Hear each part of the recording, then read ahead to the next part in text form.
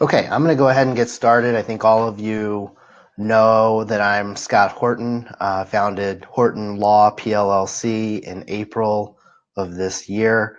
I practice labor and employment law, also do some school district representation a little bit outside of that area. I spend a lot of time writing and speaking about the emerging issues and best practices related to these fields, and I'm happy to share this topic with you today. Harassment is obviously a big topic lately. It's all over the media. Most of the media coverage is limited to sexual harassment these days, including, unfortunately, incidents of sexual assault, which are a relatively extreme category of sexual harassment. But to the extent we're talking about this in the workplace context, those sexual assault incidents would it be part of sexual harassment as that defined under the various discrimination laws. It could also be a criminal act, of course, and a tort assault, for example, without the employment discrimination laws. But we're not just talking about sexual harassment here. I want to also talk about all the other forms of harassment, and we're really not going to spend time on the substantive details of what harassment is, but we're talking about dealing with any complaint of unwelcome conduct based on one of the legally protected characteristics. So those include sex, obviously, as well as race, age, disability, religion, and many others under various discrimination laws. In New York, this also includes sexual orientation, gender identity, marital status, and familial status, for example, among others. I plan on talking for about an hour today, as I said earlier, for some of you who got on in advance. At the end, I'll open up for questions, which I'll take through the chat feature here on the webinar, and I will try to stay on as long as necessary to answer the questions. The picture here, is a little bit random, I suppose you could say, but as it turns out, there really aren't that many presentation appropriate images about harassment. But hopefully by the end of this webinar, you could look back and see some relevance here.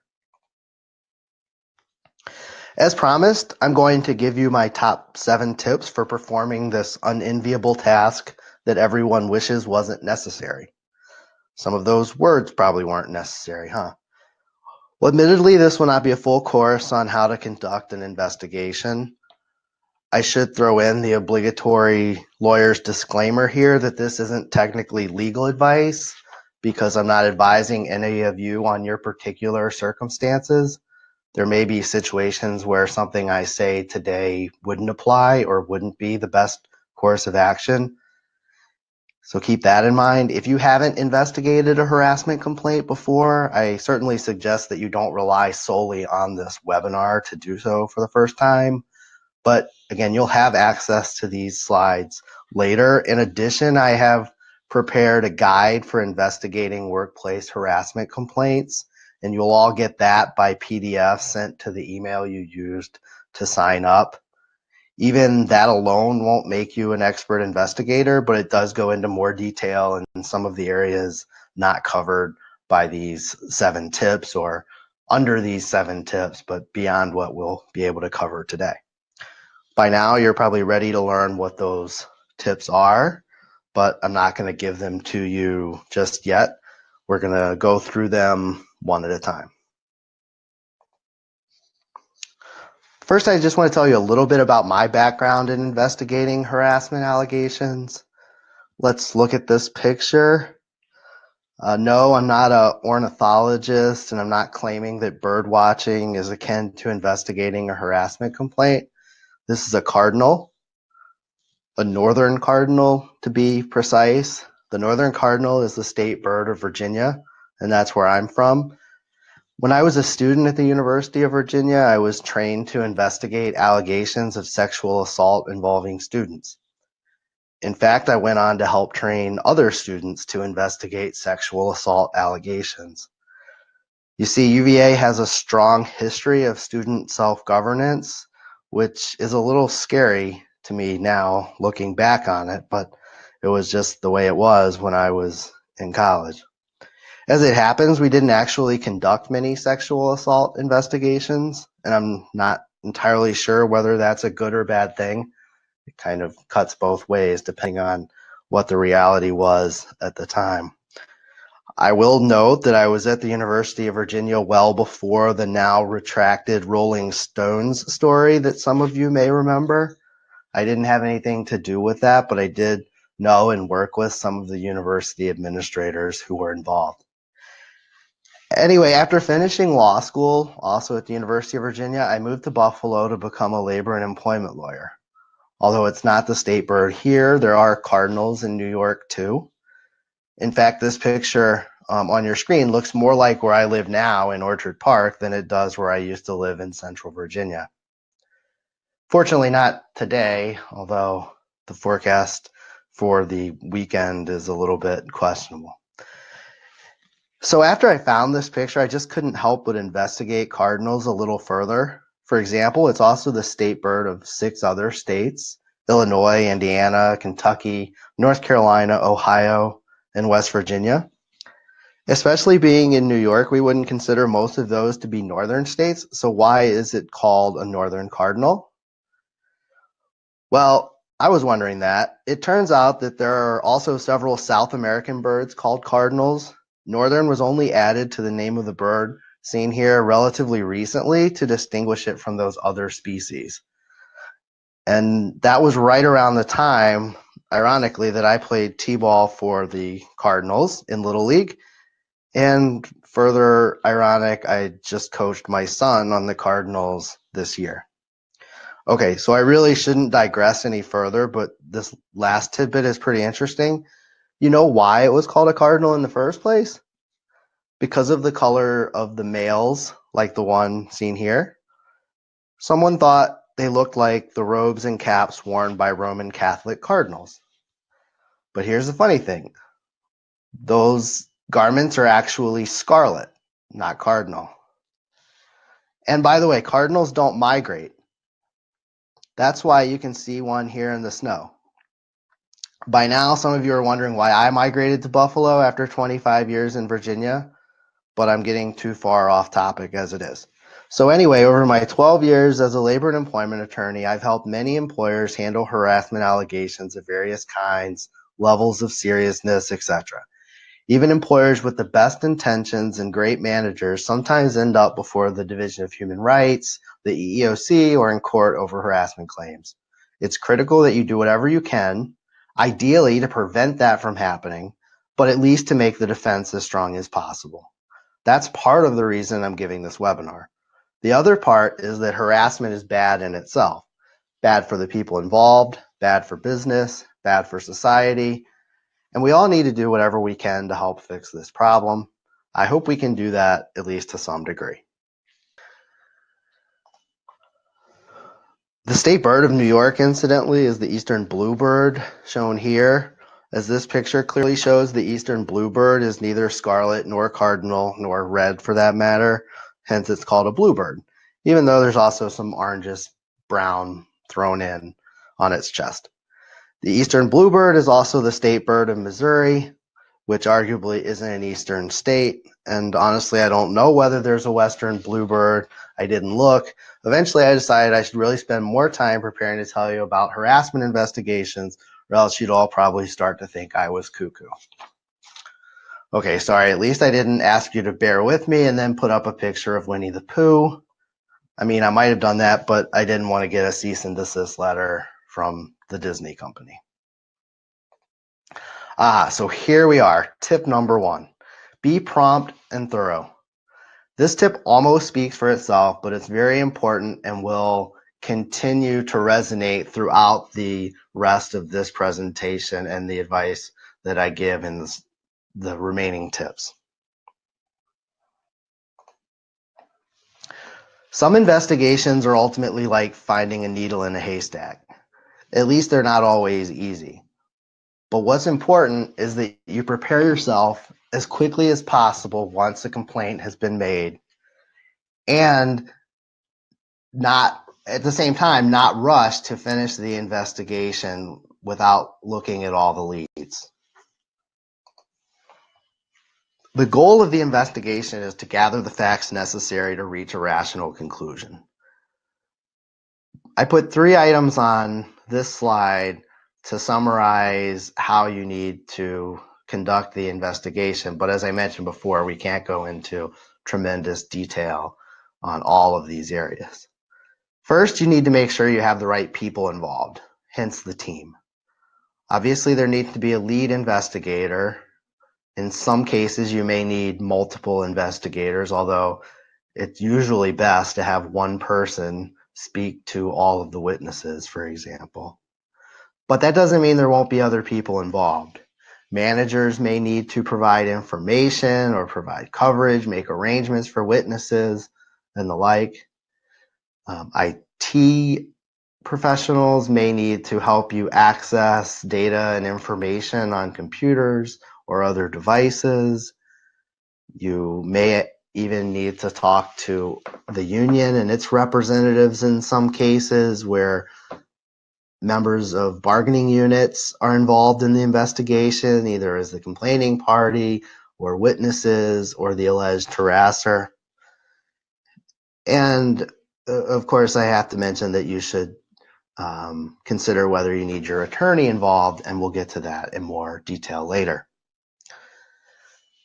You obviously are going to be talking to witnesses in almost all harassment investigations. You should start with, in most cases, the person who is either complaining of the harassment or is the victim of the harassment in the event where someone else actually made the complaint or raised the concern. But then you'll speak to other people who saw what happened, heard what happened, or spoken to the people that were involved in the incident. Eventually, you will speak with the alleged harasser or perpetrator, him or herself. And there are different ways to handle all of those witnesses, but primarily, again, the idea is to get all of the information, not just the information you want, not just the information that you think is going to support the conclusion that you feel like you need to reach, but you're trying to gather all of those facts so that eventually later on, when you get to sit down and decide what to do, you'll be able to make a reasoned conclusion or a set of reasoned conclusions. There's also physical evidence. We don't want to forget about that. Sometimes this is just an email exchange, something tangible, maybe something handwritten that was posted somewhere, maybe pictures that were put up in the workplace or transmitted electronically, what have you. But don't forget about any of these components of the investigation. Again, you do want to get going quickly, but you don't want to miss anything that is relevant to the outcome. So, this is kind of a wash, rinse, and repeat process. You're going to get some information. You're going to think about it a little bit. You're going to decide whether you need to get some more information. You may have to go back to witnesses, and then you may have to, speak to some people for even a third or fourth time. There may be some additional evidence that you need to track down. Tip number 2, maintain appropriate confidentiality. This is a very important, but also a somewhat tricky topic.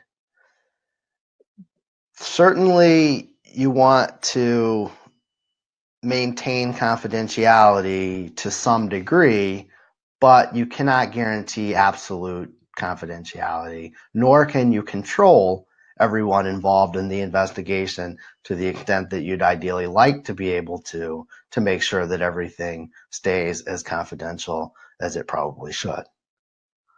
So we definitely need to know that we're distinguishing appropriate confidentiality from a guarantee of absolute confidentiality.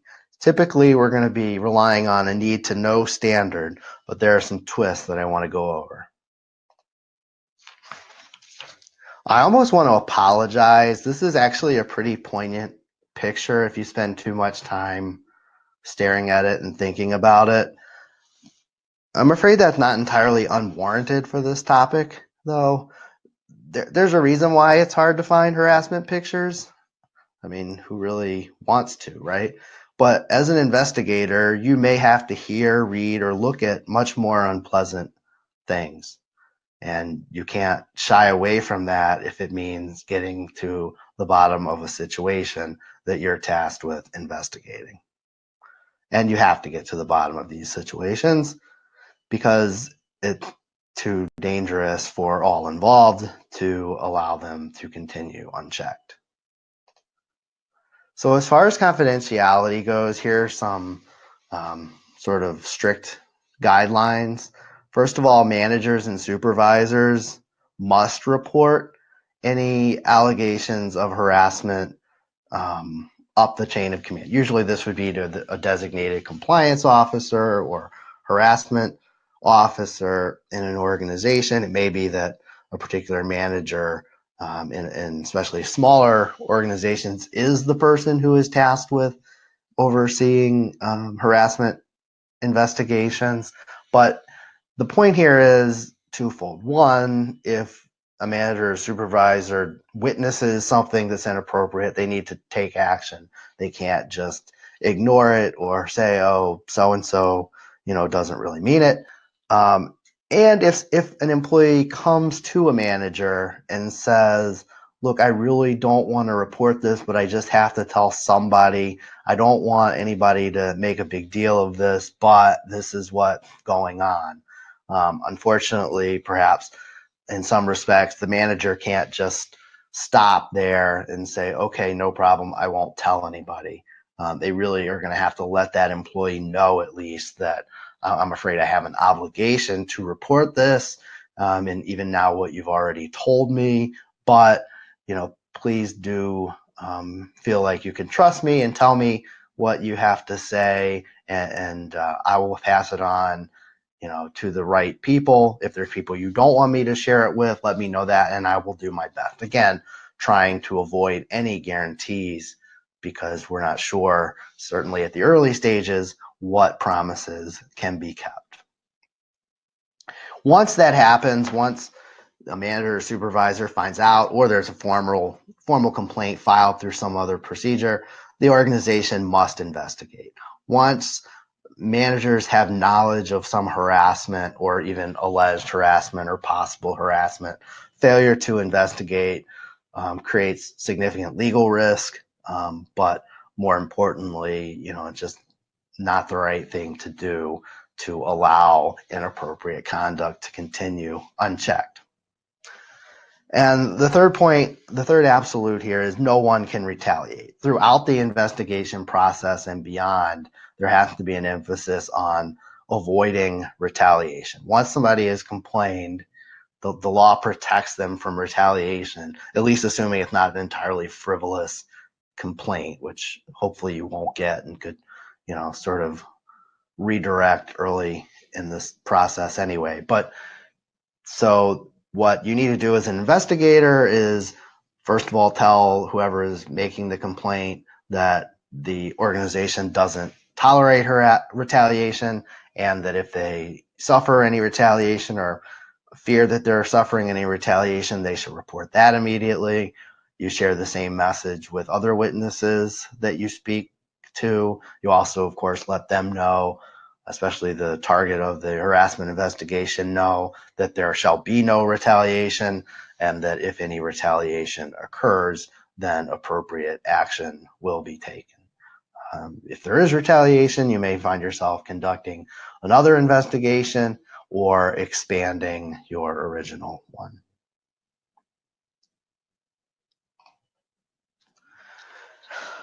All right, there are a lot of words on this slide. I just thought you had to have this in front of you and readily available to review later. Basically, we have two federal agencies putting employers between a rock and a hard place. Now, it's funny because usually it only takes one federal agency to do that. I will say before I get into this slide further, there's a partial reprieve for public employers, the governmental entities that some of you represent and work for, because the National Labor Relations Act doesn't apply, so you don't really have to listen to the NLRB, especially on this particular issue.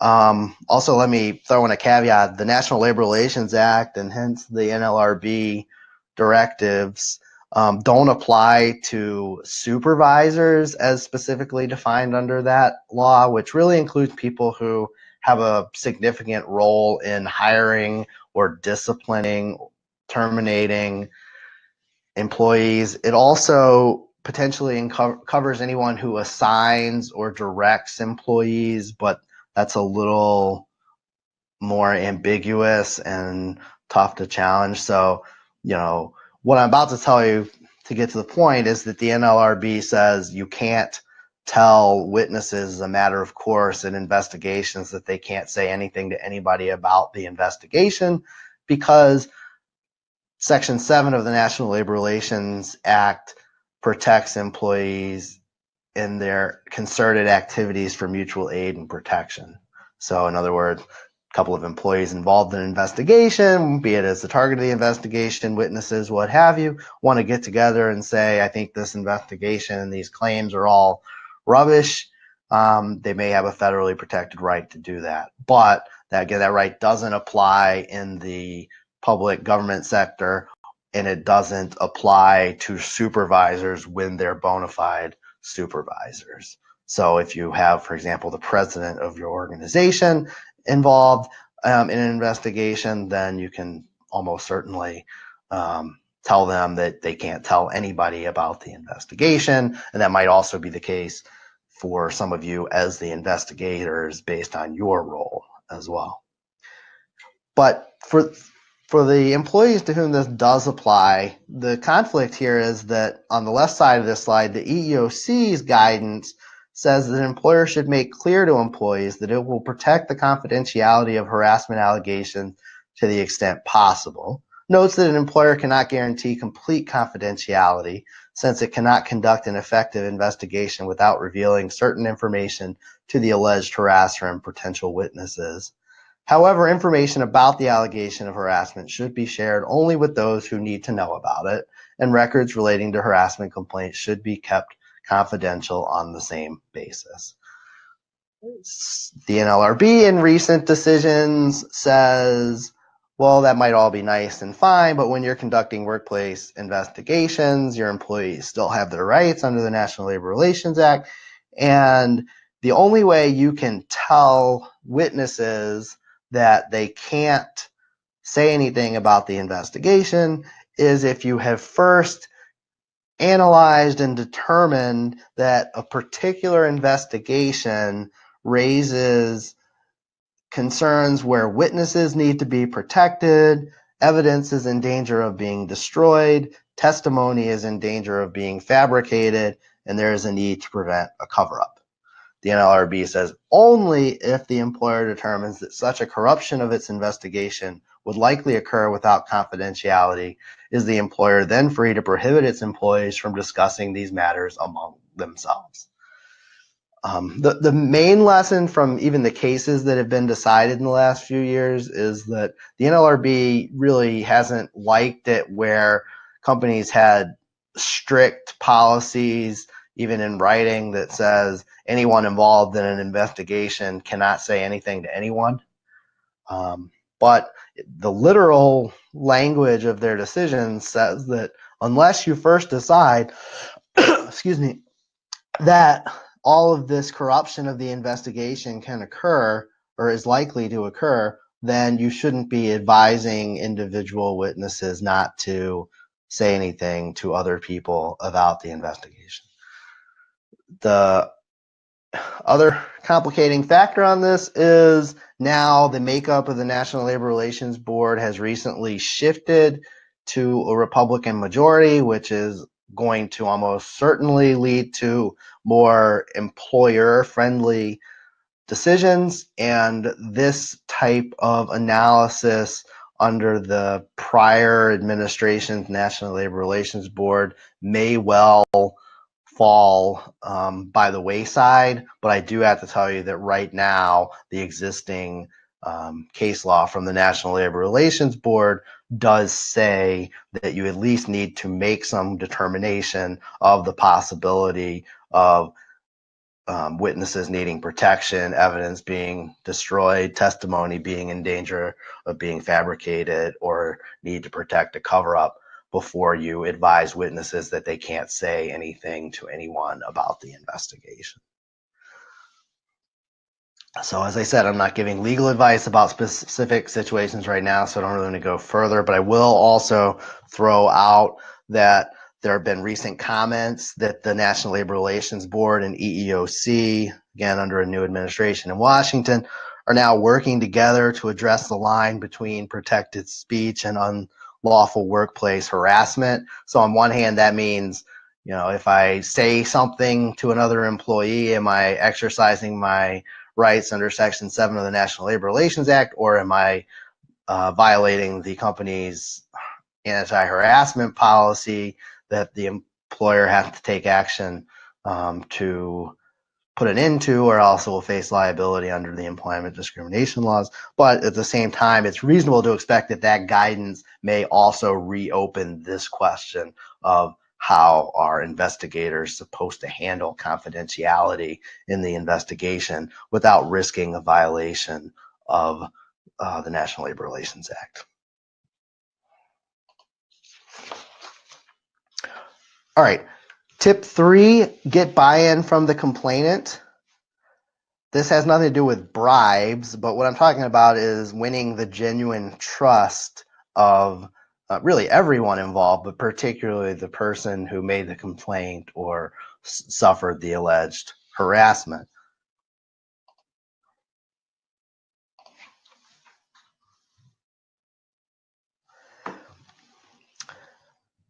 The person who filed the complaint isn't always going to be happy about the course of the investigation or the conclusions that the company reaches or the outcome, the action that is or isn't taken at the end. But you know, most cases they did at least have enough faith to come forward. So as the investigator, you want to reward that and build on it. And in the case where you have one of those victims who really didn't want the investigation, they said something to the supervisor, and even if they said they didn't want it to go further, the supervisor properly recognized that they couldn't keep it confidential. You know, you might initially have a harder job in those cases, but you could also probably try to turn that to an advantage. You know, you say, for example, see, we're looking out for you. Would you rather work somewhere that ignores what's going on? You know, again, go back to the confidentiality. We'll keep this as confidential as possible. You know, be very thorough in your questioning of that person up front before you speak to anyone else. Are there people that, you know, you don't want me to say this, that, or the other thing to for a particular reason? You know, once you get some of that information, that might help you make the determination that the NLRB says you should make, to say, well, I specifically have to instruct people to keep this information confidential because there is now a clear risk of, you know, cover up or something negative happening. So again, use it in that respect. But I want to go over this slide in more detail. First of all, I just, you know, say I've been trying to inject a little bit of humor in this presentation, but it's obviously all a very serious subject. And, you know, you need to demonstrate that in your interactions with everyone throughout the process. And frankly, even if there's some almost humorous allegations, perhaps. I mean, again, the whole point and in some respect, the whole conundrum of harassment is that not everyone agrees what's funny and what's offensive, what's acceptable and what's not. But you know, obviously you want to try to make, especially the complainant, comfortable and confident in the process. I think a key way to do that is to make sure there's no unanswered questions. For example, you know, when are you going to speak to me again? You know, give them an answer to that as carefully as you can. Again, don't make unreasonable promises. Really try not to make any promises other than, you know, I will get back to you as soon as possible, but I expect it'll be by this date. You know, if you want to schedule a follow-up, that's fine. even the questions that you can't answer, you promise or indicate at least that you will get back to them if at all possible with an answer to that question. I mean, there's obvious liability reasons why you want to keep these folks happy, but the odds are that they're just going to contribute more to the process, enable a better investigation to be conducted and better conclusions to be reached if you work well enough with the person. If for some reason there's an obvious conflict, personality-wise or other, between the investigator and the victim of harassment or the complaining employee, then that might require you to rethink your team in some respects. So don't exclude that from the realm of possibility. The important part is getting an effective investigation completed as promptly as possible while still being sufficiently thorough. So in doing that, you need to speak to other witnesses, and you want to first get from the complaining employee a list of people that they would like you to talk to. And you want to go further, you want to find out why they want you to talk to that particular person, what they think that person may know. And in general, you want to leave no stone unturned, especially if the person who says they were harassed says they want you to talk to this person.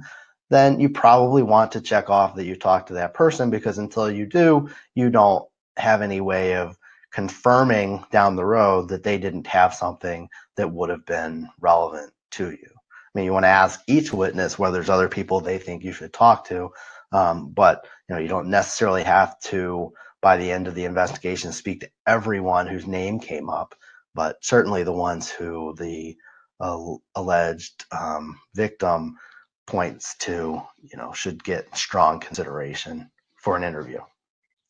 You want to find out what the person would like done. What are they, if they came forward, what their point in coming forward? Do they just want somebody to know? Did they not really want it to go this far anyway?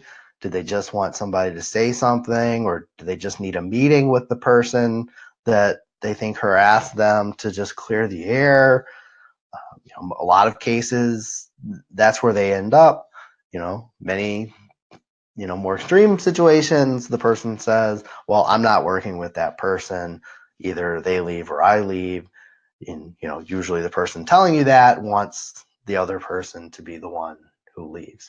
You want to get that information. Again, you're not guaranteeing that that outcome is going to be the result of the investigation, but you want to know what they're looking for, because if you don't ask that question, you may jump to the wrong conclusions and do something that would actually end up making the problem worse.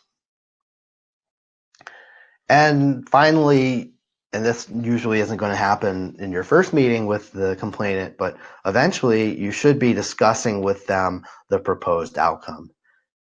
You certainly don't want to just resolve the investigation and never say anything back to the person who filed the complaint, such that they have no clue whether you actually followed through with the investigation or what. But usually it's going to be better not to just go to them and say, all right, I investigated everything and here's what we're doing. You want to get the buy-in. Again, you explain what you're proposing, and then you get their feedback. They may not like it, and you have to address that, and you may or may not change your suggested outcome as a result, but at least giving them the opportunity to have feedback at that late stage can, again, give them more of a role in the process, empower them, and prevent them from hopefully escalating beyond the internal investigation.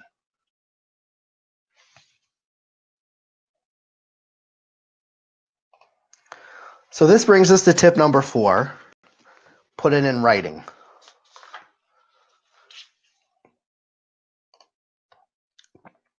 We don't know exactly how this is all going to play out when we start an investigation. And frankly, we have to assume that the investigation won't resolve everything. And sometimes that will lead to the investigation itself being challenged.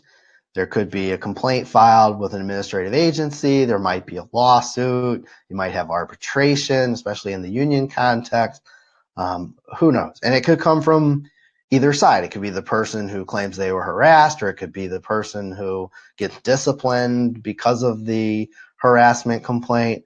So regardless, at the end of the day, you're going to have an investigation record that can be used as evidence in some way, shape, or form, whether it's in a meeting with the affected parties or whether it's in state or federal court. We're going to have something in writing that can be reviewed later to see what you did and whether you reached reasonable conclusions and took appropriate action. Fortunately, I think there are no absolute rules on how you have to investigate a harassment complaint. You see that I'm just giving you tips here and not saying these are mandates or absolutes.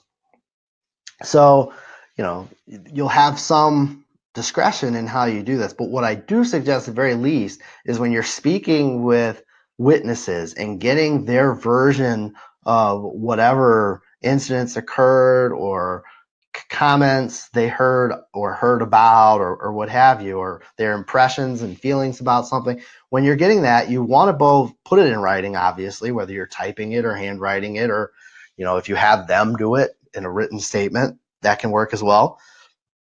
But you want to get it written, and then especially if you're the one taking the notes yourself, you want to share it with the witness and have them confirm that this is in fact what they relayed to you. Ideally with another question at the end that's documented, that you ask them, is there anything else that you think would be relevant? Or do you have anything to add about this? And then have them sign off and date, and have the date that you took the notes, and identify yourself, or if somebody else typed up your handwritten notes. I mean, it doesn't all have to be done contemporaneous. If that's too much of a logistical hassle, that's probably better. But once you have that person actually sign off, that can avoid a lot of problems later when someone otherwise would come back and say, oh, I don't know where they came up with that. I never said that.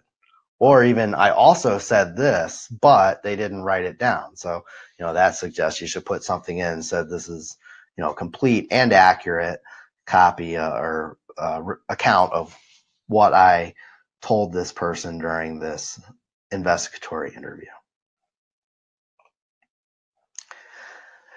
And then as a general matter, you got to keep your notes straight, and in certain ways you need to keep your notes separate.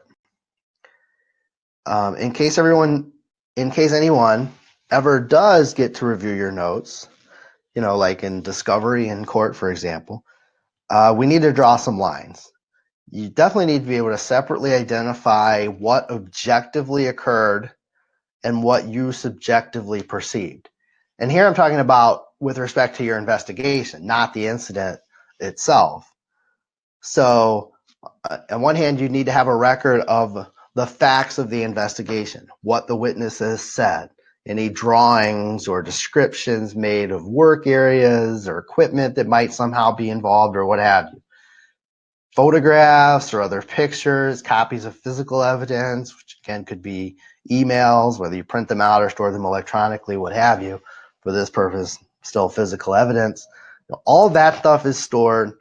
And then separate from that, you have your impressions as the investigator, your characterizations of the witnesses, your credibility evaluations, any thoughts about the physical evidence that you reviewed. Now, it's not to say you can't write these on a copy of a photograph or a copy of an email, put notes in the margins or what have you, but you should keep a separate set. I mean, you wouldn't believe that I've seen cases where somebody, got a handwritten statement from a witness, an employee witness, and before they made a copy of it, they started writing their own notes in the margins. Well, there's nothing I can do after the fact to then delete that from the document before I turn it over in discovery.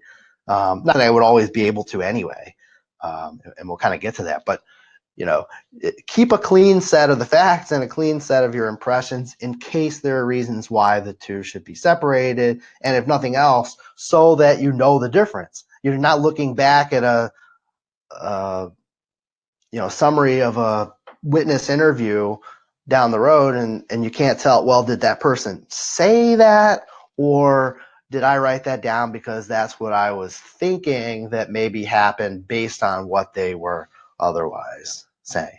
So I think this is a very important component of a good investigation. So give it some more thought the next time you're in this situation. Tip number 5, we're moving along.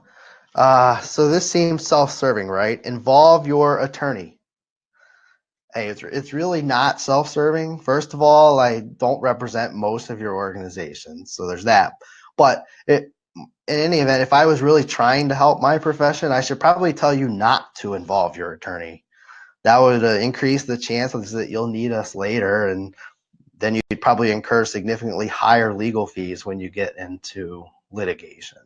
So nonetheless, I do think it's almost always, or at least in many cases, a good idea to involve your attorney. So yeah, your lawyer should be able to advise you regarding the specifics of your situation and the investigation that results. What might this mean legally for the business? But they might also be able to introduce some protections in the form of attorney-client privilege that you just really can't buy elsewhere. There can be some thorny balancing acts in dealing with harassment claims. On one hand, you have to get to the bottom of it. On the other hand, the organization doesn't want to get sued. And that's one of the reasons why you don't write in your investigation summary, Supervisor X violated Title VII, so we have to fire him. Instead, you write something like, Mr. X's actions on that date violated company policy. Based on all the information I have gathered and reviewed, including his personnel file, I suggest that Mr. X's employment be terminated.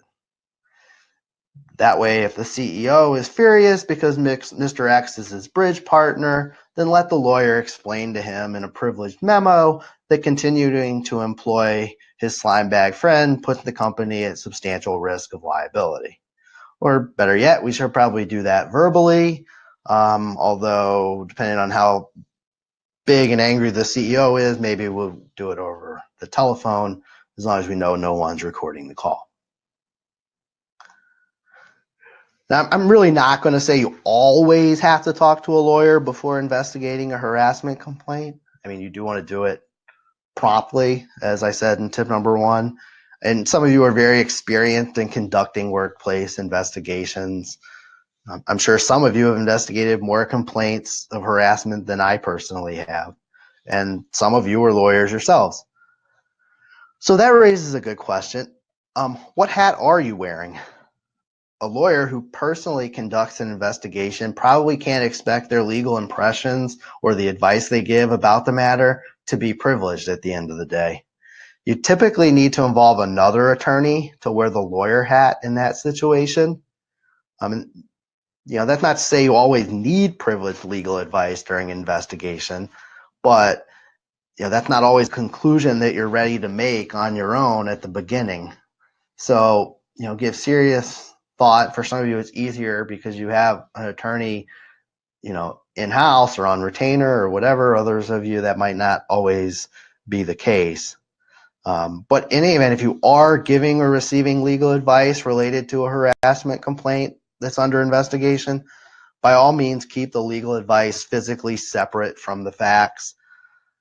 Not to say there won't be some facts mentioned in the legal advice, but as far as your factual record of the investigation, you want to keep that clean and separate in case that ever needs to be produced to another party. So yes, the investigator, him or herself, will have to make some conclusions, but those usually won't be legal conclusions. And you can definitely have evidentiary and substantive problems down the road if you mix the two.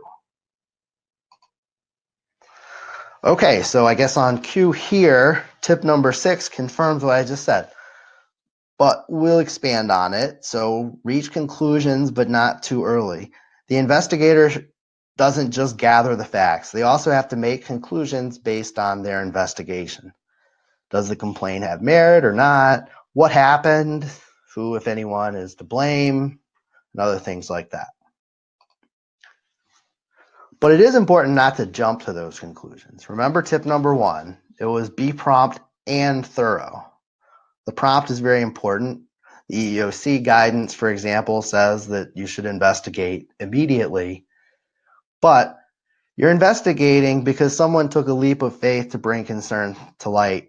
And even if you'll eventually conclude the complainant was just full of it, you need to have all your T's crossed and I's dotted to support your findings.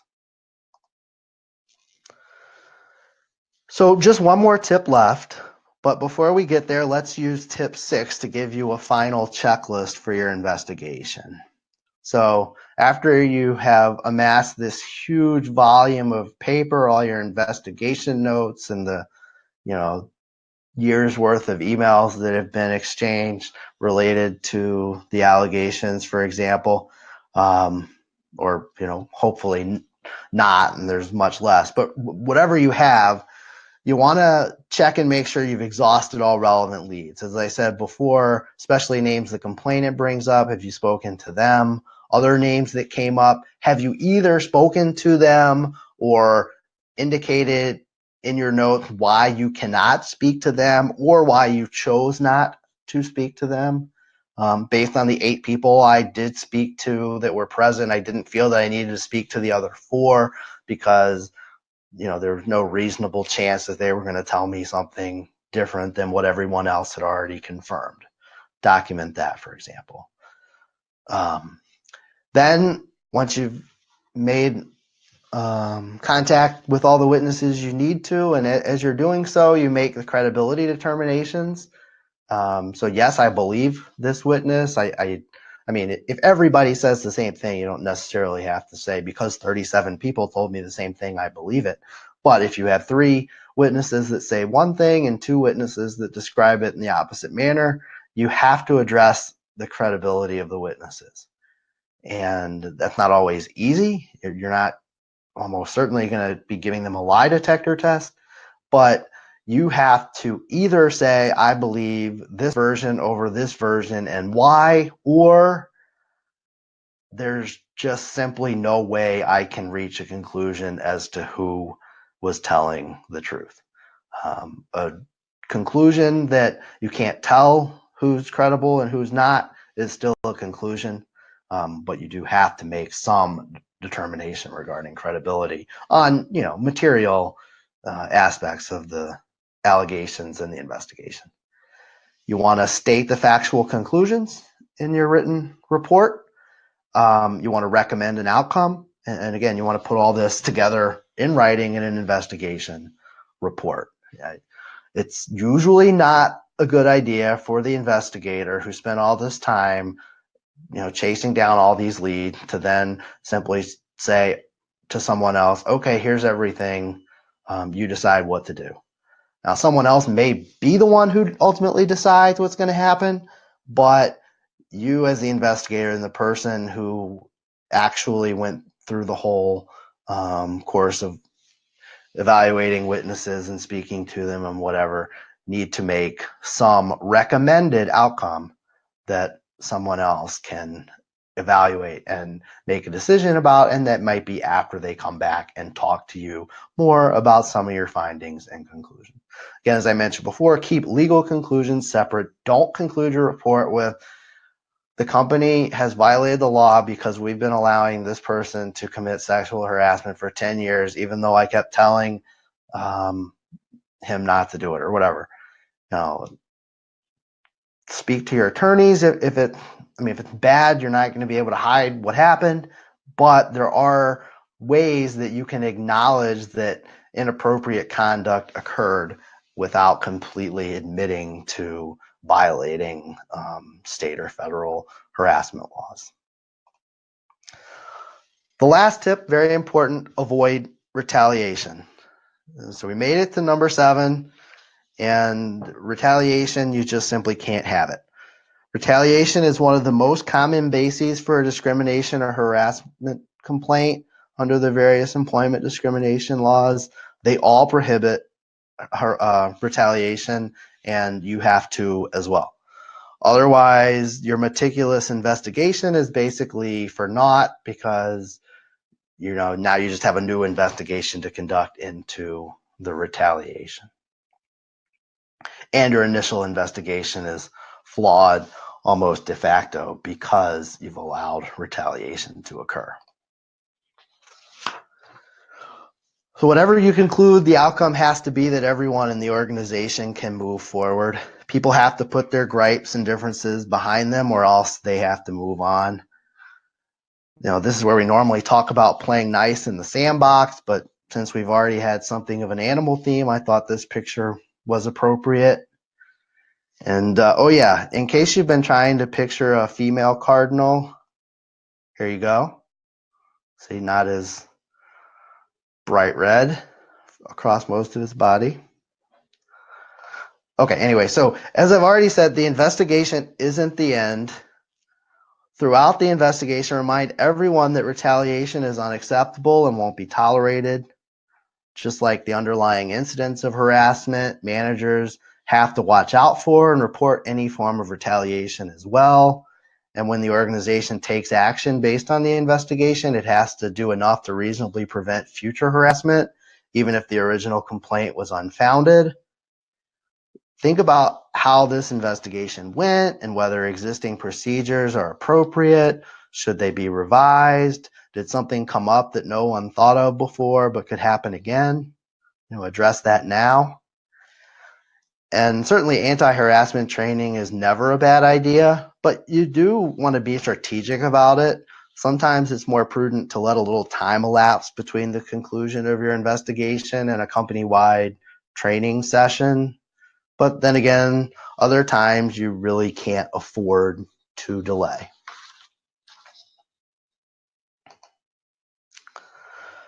So I think that's pretty much the hour that I've asked of you. As I mentioned, I'll take some questions now. I plan to stay around until I've answered all of them. Just another disclaimer, there's no attorney-client privilege here, even if you are my client. So I suggest you don't ask anything too specific about a particular ongoing investigation, for example. Other people will be able to see your questions and or hear my answers. Just remember that you will get an email with a PDF guide to investigating workplace harassment complaints. I think that'll probably come out tomorrow. Let's see. So let me answer some questions first, and I'll try to put up a link for those who want a copy of these slides. If you can't stay now or think of a follow-up question later, here's all my contact information. I see there's at least one question, so let me go ahead and start answering those. If you have any more, please go ahead and type them in. Are the investigators' separate notes of impressions discoverable? Yes, I would at least assume they are. The purpose of keeping them separate is not to prevent them from being turned over. That's not to say there might not be situations where you can get away with showing somebody some of the factual notes and accounts without showing the investigator's impression.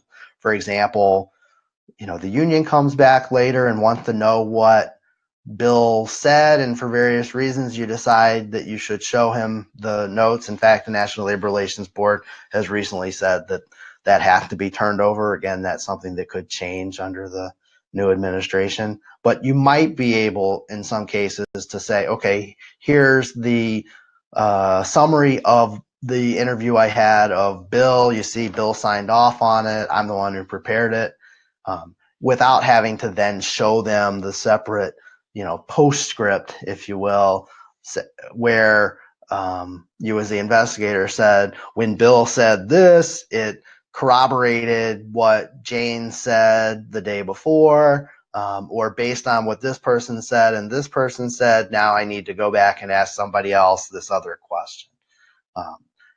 And also for the reason that I said before, in large investigations, one that takes some time or ones that are even relatively quickly resolved, but then end up in litigation. I mean, you could be talking years later where you're being questioned at a deposition, for example, saying, on these notes, it says, Bill walked into the room and Sally was already there. But you can't swear that you're writing that because that's what Bill told you when you were speaking to him, or that's what you surmised based on what Bill said. So that's really a key reason why you should try to keep the two separate. Let me know if you have more questions following up on that. Does anyone else have any questions? Again, the email will come out probably tomorrow with the additional handout PDF. The slides, I can actually pop up the link to that right now. So for those of you who have stayed on to this point, just give me 1 second.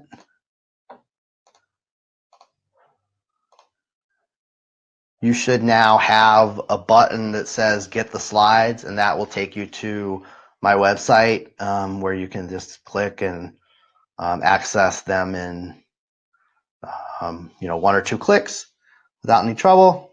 If you have any problems, let me know with that. Any other final questions? Again, thanks for your hour. Thanks for all of you who made it to the end. I probably will most likely be having more webinars in the near future. You'll get information about that. I promise there's almost certainly going to be no bird talk in that one. I got off on a little bit of a tangent in my preparation, but hopefully it added a little bit of entertainment factor to the subject. Question says, any steps that should be considered if the decision does not follow the investigator's conclusion? The decision maker presumably does not follow the investigator's conclusion. Well, I mean, especially if you're talking about a significant difference in what's going to occur. I mean, if you're talking about whether somebody gets a verbal warning versus a written warning, then it probably largely is what it is. But if it's the difference between retaining an employee and terminating employment, for example, by that point you probably have an attorney involved, and you're having a discussion as to what are the legal risks and exposures, different ways there. So keep that in mind.